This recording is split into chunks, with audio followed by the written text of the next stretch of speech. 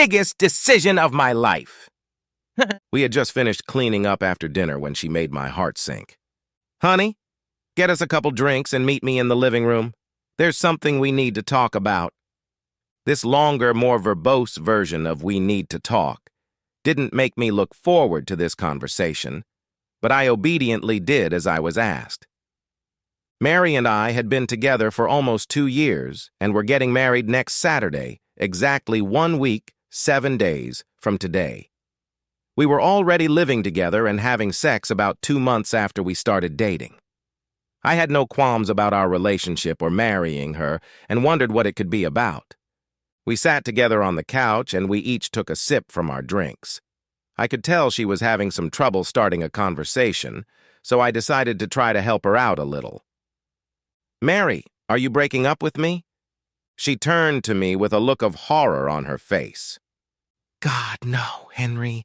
I love you, and I plan to be with you for the rest of my life, and I can't wait to marry you. No, you're not." "What then, baby? You know you don't have to worry about talking to me about anything." "I know, my love. It's just, well, it's a conversation I've known about for years, but it's still hard to start." I took her hand and kissed the back of it. "Whatever it is, we'll get through this together, okay?" Mary turned and smiled at me, then obviously just decided there was nothing left to say but say it. "Henry, baby, you know how close my family is and how much they love you?" I did. My family loved each other, of course, but Mary's family, if such a thing could be appreciated, was far superior. "Of course, baby. And you know how much I love them." "I do.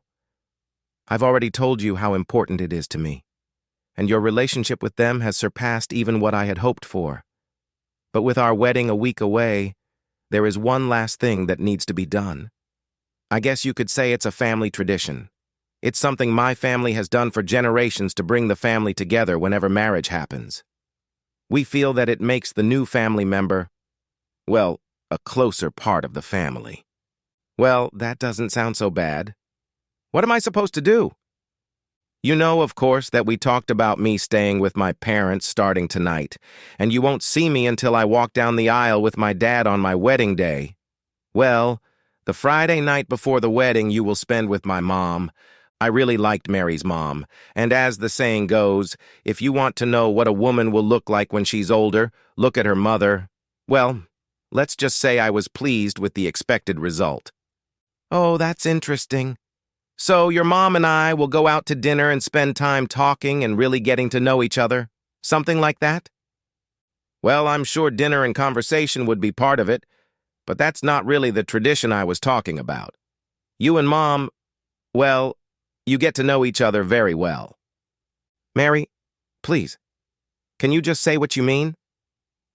She took a deep breath to calm herself down and then looked me straight in the eye. "Henry, you're going to spend Friday night making love to my mother. Of all the things I could think of, that wasn't even on the list, and I think the evidence was quite evident by the look on my face." You're not serious?" "I am completely serious, my love. Like I said, my family believes that intimacy between a future husband and an opposite parent creates an unbreakable bond and does bring that person into the family. As I said, this has continued in our family for generations." "Are you saying that your father made love to Grandma Agnes?" "Like a champ, from what Grandma says about it. And yes, Grandpa Frank slept with Great-Grandma Alice. And so on, through generations of people you've never even heard of, let alone met. You've already mentioned how well Dad and Grandma get along. Well, now you know why. And husbands too. I mean, your dad, he's like, everything okay with him?" "Look, baby, you don't have to decide right now," she said, avoiding my question. "The time I'll be spending with my parents this week will give you time to think about it. Just remember how important it is. You can say no if you want, but that means we can't get married and we'll have to break up." I was really starting to lose my mind. An hour ago, I was blissfully waiting for my wedding day to approach, to be united with the best woman I had ever known, the one I wanted to spend my life with. Now suddenly I was being told that if I didn't agree to what, on first impression, I found morally unacceptable, not only would my wedding be canceled, but I would lose this woman completely. Suddenly, my dinner was unhappy with my current placement. I jumped off the couch without saying a word and just made it to the restroom before his presence made itself known. I stayed there until there was nothing left but air, and my stomach muscles revolted. Mary was right behind me when I finally felt confident enough to turn away from the porcelain god and finish my prayer, sitting on the floor right next to him just in case. "Are you okay, baby?" I looked at her as if she had suddenly grown green heads on either side of her neck. "No, Mary, I'm not okay.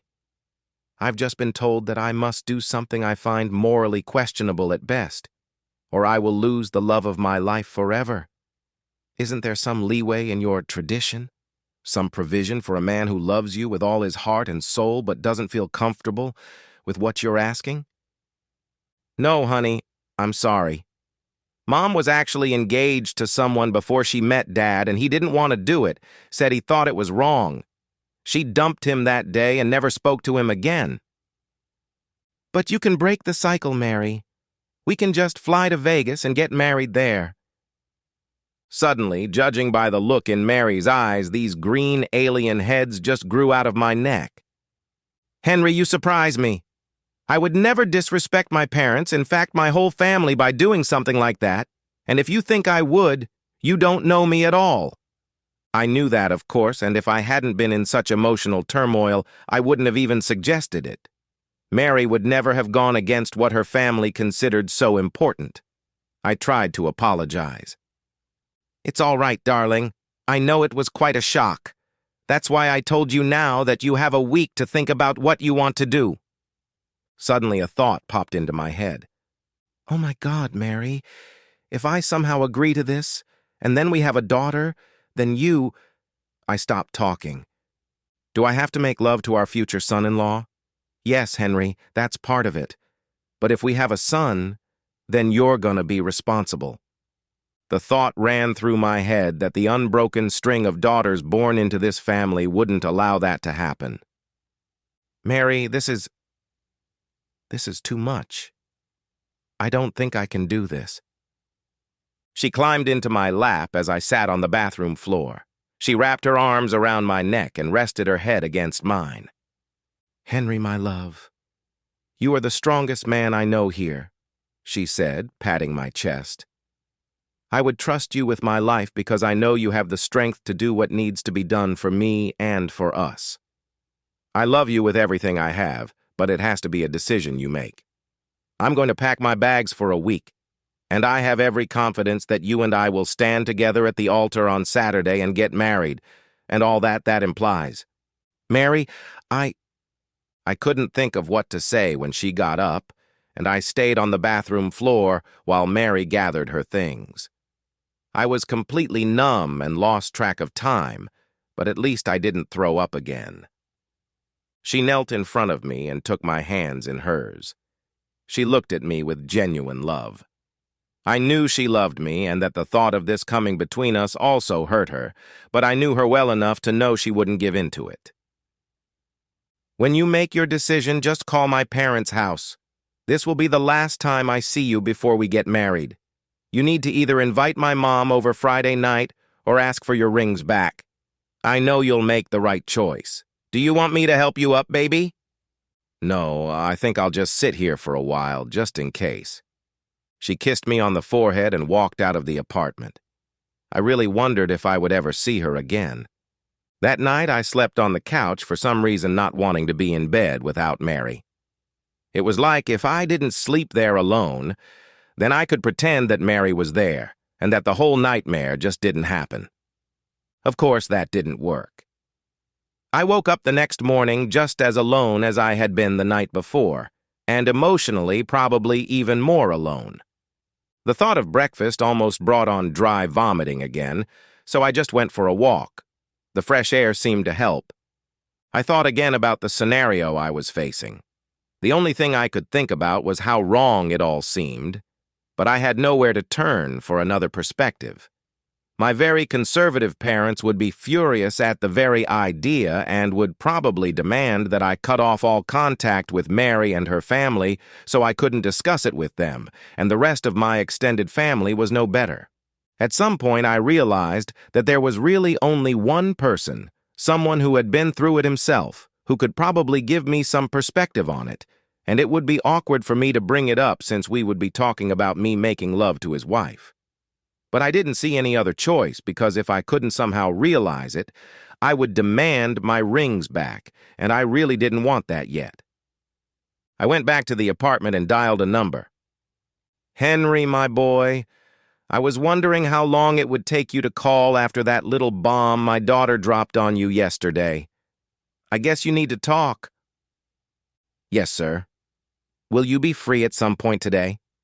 Let's meet at Clancy's pub around 6:30. We'll have a beer and a meal and talk it over." "Thank you, sir." The day seemed to be creeping along, but finally 6:30 was approaching. I arrived 5 minutes early and found Mary's dad already waiting in the back booth that would allow us some privacy. I walked over and sat down.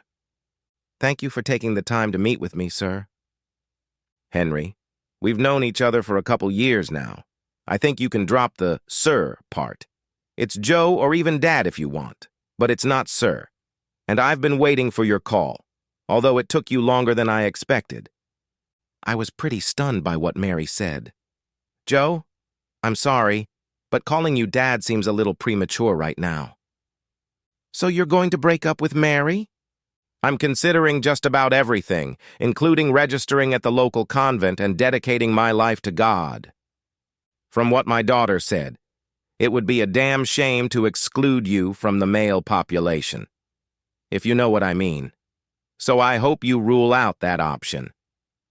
I shook my head at the thought of Mary sharing information about our love life with her parents, more specifically her father. He remarked, "I'm sorry, Henry, but we're pretty frank about these things. It's not such a big deal if everyone acts openly.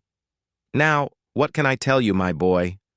I guess my first question is, how do you feel about it?"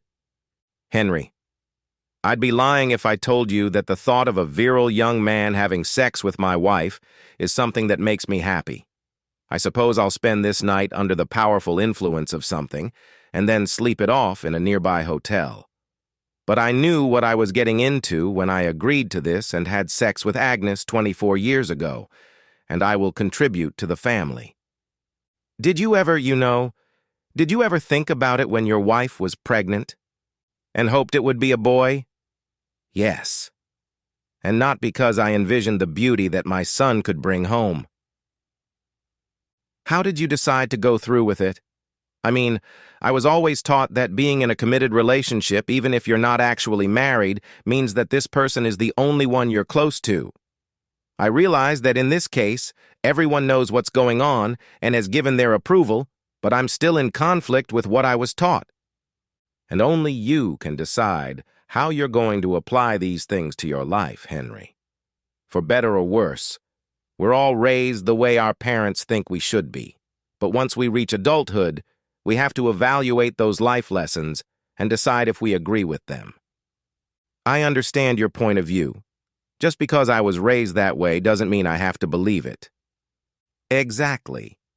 You're an adult now, Henry, and you have to decide what's right for you personally. That's part of free will.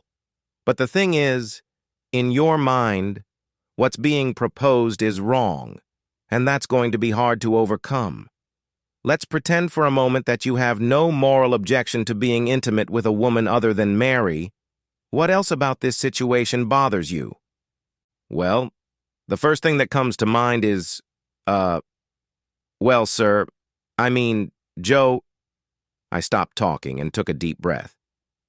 "My first thought is how I'm going to look you in the face.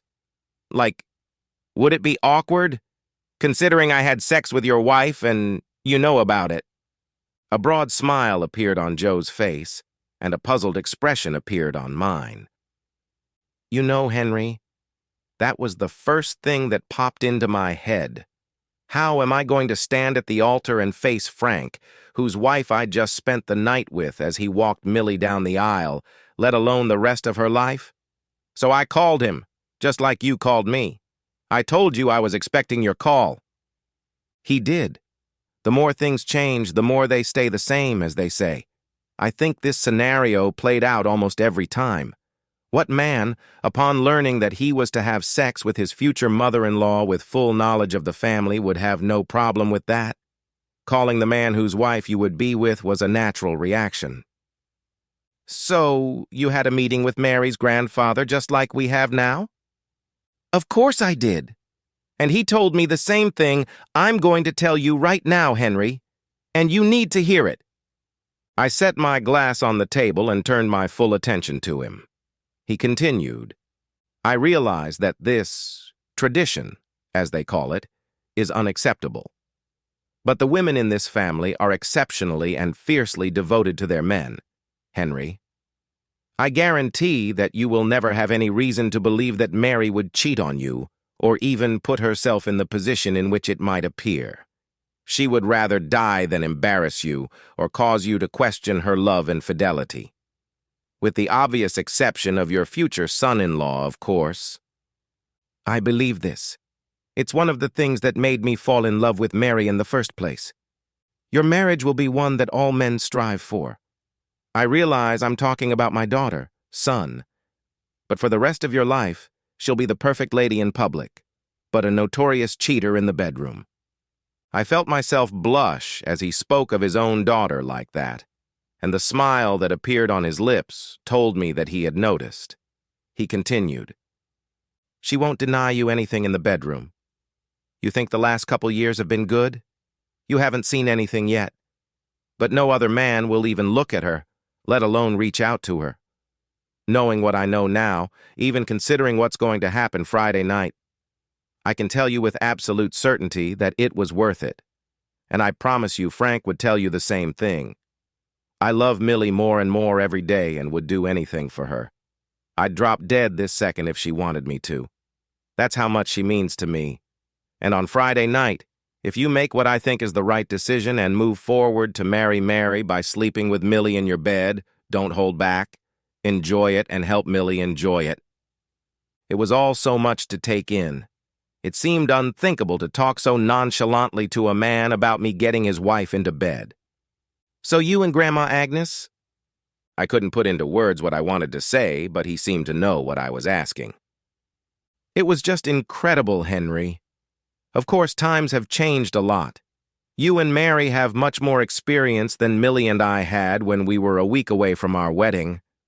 Agnes was not only a pleasure to talk to, but she taught me a great deal about how to please a woman, and Millie often thanked her mother for that. But everyone knows that. Isn't that, weird? Actually, it's just the opposite, Henry. Since everyone knows about it, there's no secret to keep. It's just something that happens, and everyone accepts it as normal. So no one even talks about it? I wouldn't say that. It's just not a big deal. You'll probably get asked how it went if you guys bonded and stuff like that. It may come up in casual conversation over the years, just like any other event in your life. But it's not like people are going to come up to you and say, Dude, I can't believe you made love to Millie. Was she hot? What about you and Agnes? Was there any weirdness with you guys after that? I'm worried about my relationship with Millie, too. Not at all. In fact, it gave us something very intimate and personal to share. It bonded us together and, by extension, bonded me to the family as a whole. I know that's unusual, but that's what the results are. We finished our drinks, and I thanked Joe for his time. He easily dismissed my concerns about what my relationship with Mary's family would be like if I went through with it. It seemed like it was just part of life in the family, and was treated no differently than if Millie and I had spent an evening together at the bowling alley. It seemed very strange to me, so that left me with only one problem. Agreeing to it meant doing it with the knowledge that Mary would one day have sex with another man, provided that she and I had a daughter, of course. For the record, I've known 5 generations of Mary's family, and in that time, exactly 0 sons have been born. Not a single one. This seems odd since, supposedly, it is the male contribution to the pregnancy process that determines the sex of the child. With all these sons-in-law joining the family, you'd think some males would be born, but none have been born. And I had no illusions of changing that unbeatable trait. But Joe was adamant that his marriage to Millie was worth it, even with what was to come. If this situation had been presented to me as an outsider, I would have told the guy, "Run. You already know she's going to cheat on you." But not only did I not run, I was pretty sure I was going to do it. The week crawled along.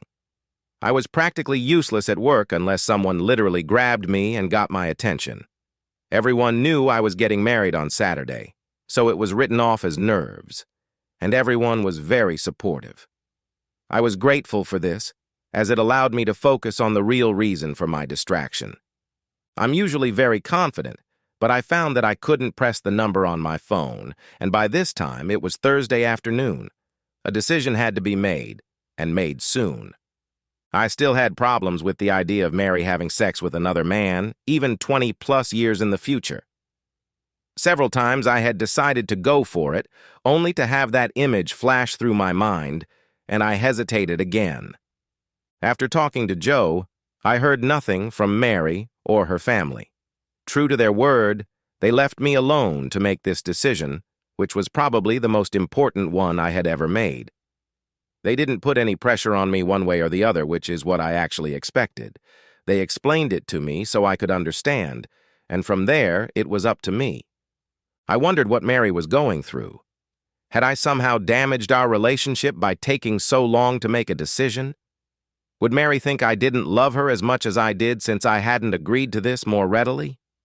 I certainly hoped that wasn't the case, that she would understand the internal struggle I was experiencing. That remained to be seen. On the way home, I stopped, picked up some takeout, and decided to make a decision and make a phone call. I went over it all in my head, but in the end, it all came down to one question. Was I better off with or without Mary, given what would have to happen in 20 years? After that, the decision was easy to make, and I made it. I dialed Joe and Millie's home number. Mary answered, obviously seeing the caller ID number because she knew it was me. "Hi, honey. We've been waiting for your call." Her voice wasn't as confident as usual, so she was obviously worried about the decision I had made. "Hi, Mary." I paused for just a moment for empty effect. "Can I speak to your mother, please?" The smile on her face was clear even over the phone. "Of course you can, baby." Millie knocked on the door at exactly 6:30 p.m. It was decided that she would come to my house and the evening would start from there. I felt it would be awkward enough if I had to pick her up where Joe and Mary were, let alone pick her up in the morning. "Hi, Mrs. I'm nervous." Henry?" "Ma'am, nah. Since we're going to be making love for the rest of the night, let's call each other by our first names. Okay?" "Yes, ma'am." "Millie." "Can I come in now?" "Of course you can." I backed away from the door, feeling pretty stupid. I haven't been this nervous since, well, never before. Suddenly, I was even worried about my ability to perform when the time came. "Henry, I realize this is a little strange, but I'm a woman just like everyone else." "Millie, I appreciate your desire to put me at ease, but I promise you that you're not just a woman like any other, at least to me. But I'll try to think of you that way. Do you think a drink will calm your nerves?" I probably shouldn't have been more nervous than I am right now. We both laughed, and that seemed to ease the tension. I picked up Millie's bag, carried it into the bedroom, and set it on Mary's dressing table, and then we went to dinner. We ate at a little Mexican restaurant, taking a booth in the corner to talk. "Henry, let's talk about what happens later." "By later, you mean, when we make love, yeah." "Okay," chuckles. I was a little stunned at how openly she and the whole family talked about it. No euphemisms, no polite words, just, "That's what it is." I grew up in a family where talking about it was tantamount to doing it on the living room floor in front of the parish priest. It just wasn't done. And frankly, I like this new way of doing it a lot better. You never had to worry about saying the wrong thing. Henry, when we get into bed, I want to make it clear exactly what I expect, and you should do the same. I don't want there to be any confusion. All right, Millie, I think I'd be more comfortable if you started. Of course. The important thing is that I don't want you to hold back in any way. I don't want you to feel like you have to stop and think, is this what I should do to Mary's mom? If you want to do something to me, just do it. Like what? Yes, Henry. Anything. I was stunned by the speech she had just made to me, and the smile on her face suggested that this was exactly what she wanted. Yeah, I don't know what to say.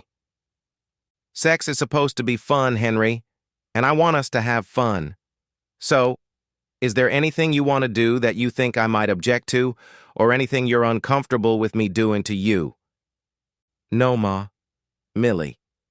After what you just said, I'm not sure there's anything else. She smiled. Millie, may I ask how you personally feel about all this?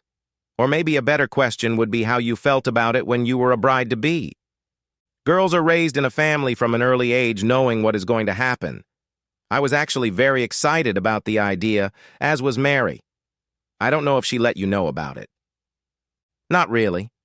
She made it clear that it was necessary and that she had no problem with it, but she didn't say anything about being excited about it. Well, she was. She would look into it if she could, and even asked if we could record it. I told her it was something private between you and me, not for her eyes. And you didn't have any concerns about it affecting your marriage to Joe, with his close relationship with your mother? I didn't have any concerns. It brought all of us closer together. It's just 1 or 2 nights in a long and happy marriage, and he was with the woman I love more than anything in the world. I was happy to share him with her, and vice versa. I hadn't considered this point of view, that Mary had not just chosen to share me with her mother, but to share her mother, the woman who raised her and was closer to her than any other person in the world, with me. It was actually something of an honor for me, though I didn't realize it until now. Wait a minute. Did you just say 1 or 2 nights? I thought it was a one-time deal. The family uses these occasions to, rekindle, shall we say, some of those moments. While I'm spending the night in your bed, where do you think Joe will be? He told me he'll get drunk and sleep it off in a hotel because he'll have a hard time thinking about you and me together. No, darling, Joe's with my mother at the moment. Is he with Agnes? They might be.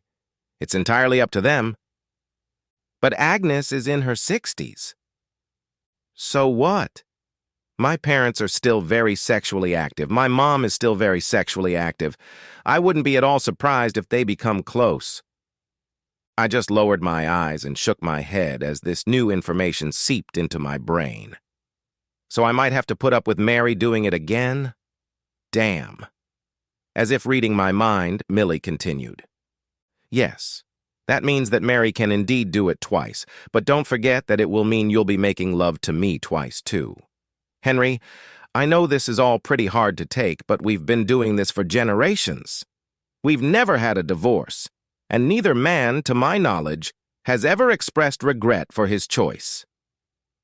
What about the next morning? I mean, you'll leave me after you sleep with me and meet your husband, who in all likelihood just slept with your mother. Wouldn't that be awkward? Only if we let it happen, but the fact is that what we do brings us all so close together that it feels completely natural. And we have what I guess you'd call a ritual that helps with that. Ritual? When I leave your apartment tomorrow morning, Henry, I expect to be made love to.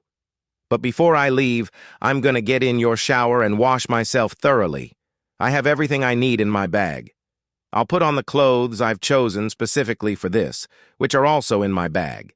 I will then return to my house and introduce myself to my husband for him. He will persevere, and do whatever he deems necessary to make me his woman again. And then we will go and give our beautiful daughter to the man of her dreams. And then our lives will continue as we have for the past 24 years as a committed couple who love each other very much. Nothing has ever threatened that and never will. As all of this crept into my psyche, one thought kept crossing my mind. I didn't want to live without Mary, but if that was the price, could I live with it?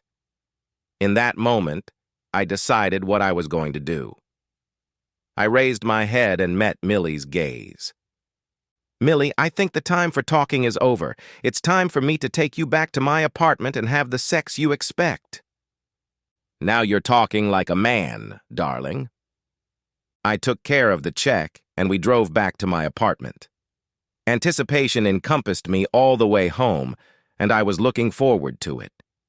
We decided to take a shower beforehand, probably only the first of several showers we would take, and I admired her body as she undressed, noting her body with interest. "Enjoying the view, Henry?" "Very much, Millie. Very much indeed. You're an incredibly beautiful woman." I smiled at her as she put her hands on her hips and presented her body to me.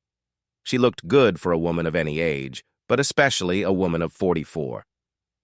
"Millie, let's make a deal." She looked at me with interest.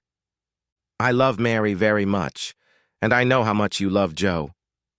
I'll do my best to put aside my inhibitions and make love to you the way you want and deserve. But let's make it the last time we mention their names until tomorrow. A deal?"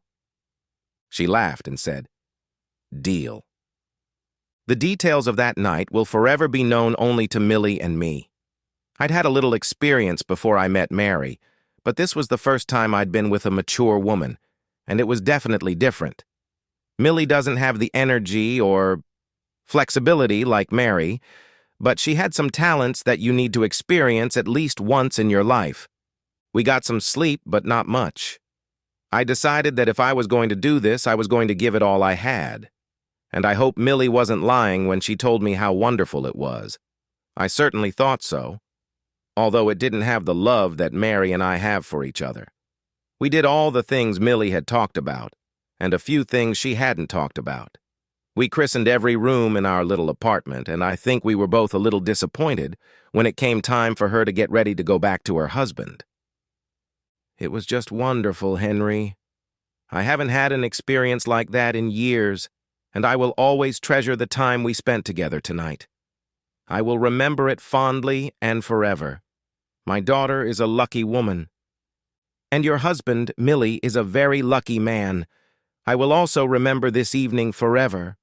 I had my doubts about this tradition of yours, but I can't deny that it's great. All these generations can do no wrong. I'll go now and see you at the wedding. My Taha devoured the miles on the way east.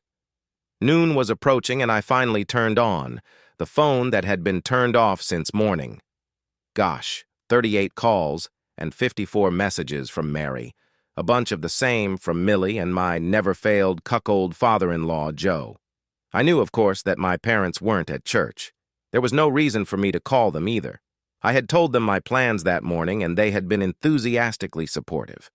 Apparently, Mary got the message that my phone was online because her phone call came through that minute. "Honey, where are you? Priest, all my family is here, and my dad is ready to lead me down the aisle, but you're not at the altar. Mary, do you really think I want to marry some fool who I know will cheat on me in the future? With all the disrespect you've shown me, I'm only going to tell you once. I don't want to see or hear from you again." "Henry, why did you react that way? It's a family tradition, and neither I nor my mother could have done otherwise," she said through her sobs. "Are there any other traditions in your family that you haven't had time to tell me about yet? Maybe I should sleep with your grandmother after my first daughter is born. She's supposed to be helping you raise your great-granddaughter. Well, I'm not a member of your family, and your traditions don't concern me. And, honey, your mother was so incredible. I can't deny her the opportunity to make love to the young man who will be your next husband. You wouldn't deny her that opportunity, would you?" I turned off my phone and picked up the pace. I had my whole life ahead of me, and hopefully I would meet the one woman who wouldn't look forward to sleeping every possible way with my future son-in-law, making me a cuckold. Maybe twice. The end! Subscribe to my channel. Thank you!